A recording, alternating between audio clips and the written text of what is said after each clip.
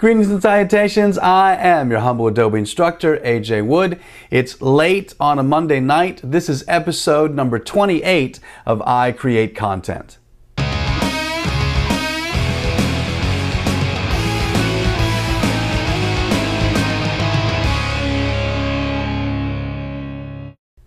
Hey everyone, I appreciate you tuning in. It's late. We're getting close to the midnight hour. In fact, it'll probably be Tuesday by the time I get this published. So I do appreciate you tuning in. If you caught last Friday's episode, we were talking about Adobe Illustrator. I gave you some great tips on how to use the width tool inside of Illustrator CS5. Today, it's Monday. We're back talking about Lightroom. I've got some great tips for creating black and white images. So let's go ahead and check it out.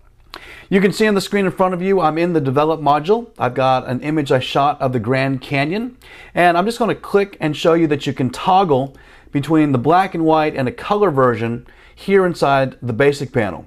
Now, I could also jump down to my HSL color black and white panel, and I want you to see when I do go black and white, we get an auto mix, right? So if I double click black and white mix, this is actually the flattened, or I'll say non-edited version of the black and white conversion here inside of the Develop module.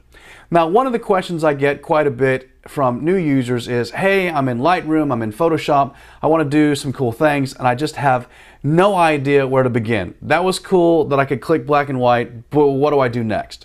So my advice to you is to take a look at the presets that come inside the Lightroom Develop module.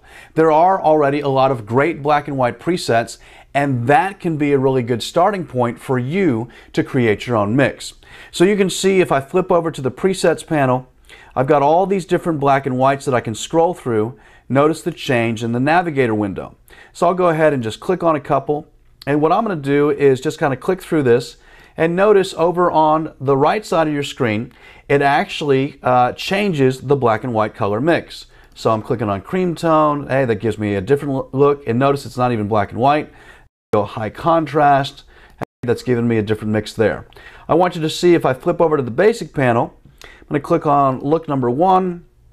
Hey, that does a mix. And then here's something kind of interesting that I hadn't really noticed myself until I started looking at the presets. I'm going to walk you through some steps to make your own black and white. I'm going to show you some faders that I adjust, but take a look at the basic panel.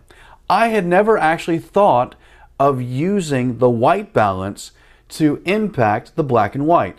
But here in look 1 through 4, as I click through them, it actually goes and changes the white balance, and it seems to have a dramatic effect on how that black and white conversion actually works.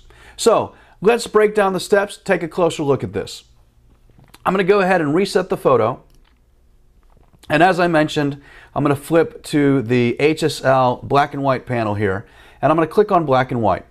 Now, the reason I'm doing this is I don't want to use an auto mix. I'm going to go ahead and double click black and white mix. That will reset and zero out all the faders, because where I want to start is in the basic panel. What I'm going to do in the basic panel is kind of look at and play around with my tone controls. I think this is really going to give me the most impact as a starting point for my black and white. So I can play around with the exposure, and notice I can really kind of set a mood by dropping the exposure down. So that's something that I could do in this. I could certainly brighten it up and open it way up, but I think I'm going to drop the exposure down just a little bit. I'm going to bring up my blacks. So notice now I get this nice shadow being cast kind of down here in the front of the image. And then I'll open it up just a little bit with some fill light. So I'm bringing up the blacks, bringing up a little bit of contrast here. And not too much. I think I'm going to use my actual curves to make the contrast tone curve. And then if it is getting just a little bit too dark, I'll add just a little bit of recovery. So I'm working here to kind of get an overall feel for the black and white. Of course, I want to add some crunch to it. So this is a landscape. I personally like to have just a lot of bite, a lot of clarity in this type of image. Now, I'm going to press F7. That's going to drop the left side panel just to make the image a little bit bigger on your screen. And you can see here I'm just kind of getting an overall mix, right? Now, I could jump to the black and white panel, and where I would start mixing these dials is to pull individual colors. So the sky's blue. Notice I can really impact, flatten out the contrast in the sky, or give it some dynamic range by playing with the blue, right? The mountains have a bit of red in them. So here's the red that's actually in the mountains. They also have a bit of orange.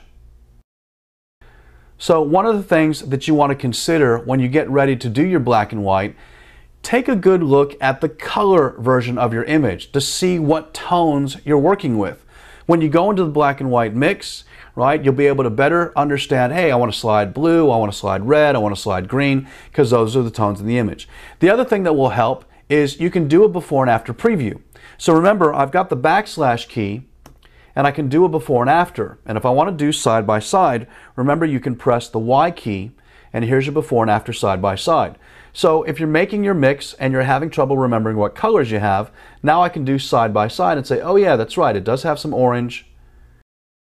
So I don't really see any green, so I don't have to worry about sliding that. But I do have a little bit of magenta, and purple kind of in the background. So the backslash key will take out before and after, as well as the Y key. And that's a great way to kind of see the mix.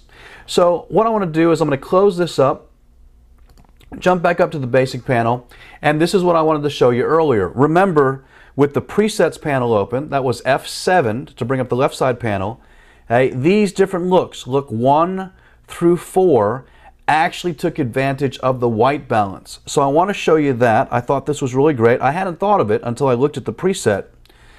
I want you to see here, if I slide my temperature sliders, look at how that changes the image. So I probably wouldn't want to go with yellows. It's really brightening it up. But notice when I take it to blue, the shadow's really popping in. It changes the overall mood. I can go here, play with the tint. I could really drop that just to almost nothing. And then here's kind of playing with the green. So I think that's actually, you get some great ideas playing around with the presets. Obviously someone came up with a cool look and they added it into Lightroom 3 just for you. So if you enjoyed the video, please give it a thumbs up. Right? Also subscribe to my channel. Apologize, it's late trying to get this out for you. But as always, I try to get the shows out Monday, Wednesday, Friday. Today, we're out a little bit late, but technically it's still Monday, right? If you want to participate, please leave me questions on Facebook, on Twitter, on Google+. You can also leave comments here on the YouTube channel or my blog, ajwood.com, right? So remember, the videos are all in response to your feedback. So send me your Lightroom questions, your Photoshop questions, and now, of course, we're doing the entire Creative Suite, and I promise you, got some great photography stuff coming your way. So, as always, you guys have a great evening, wonderful morning, Tuesday morning, and I'll see you guys on Wednesday.